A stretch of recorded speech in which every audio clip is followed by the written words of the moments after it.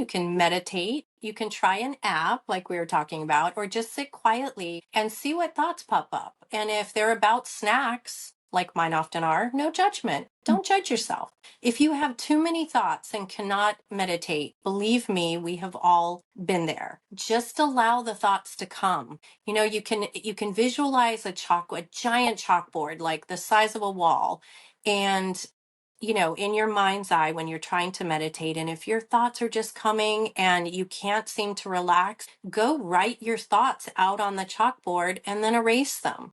And just the act of doing that is going to help you relax and let go of some of that so that you can actually meditate.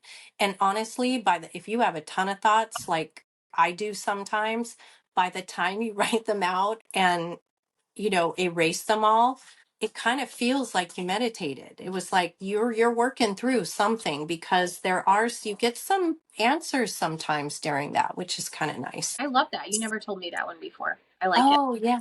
Yeah, I think many, many, many years ago, one of my mentors talked about that, and I always carried that with me. I guess it's so natural, I kind of get that I do it. But, even let's see.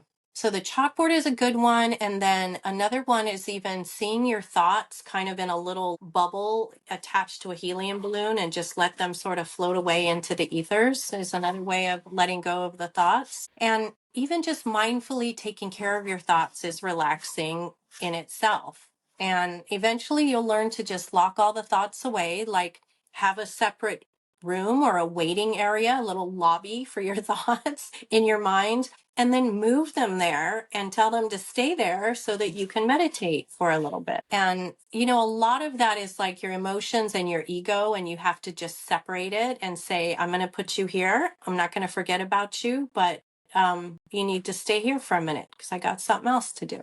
Yep. So you can also get outside and take a walk. If you're in a city, hopefully you can find a park or somewhere where there's a little bit of nature, trees, bushes, flowers, birds. But you can always pretend that you're a wise forest witch communing with the trees and the birds and all of nature, anywhere that you are.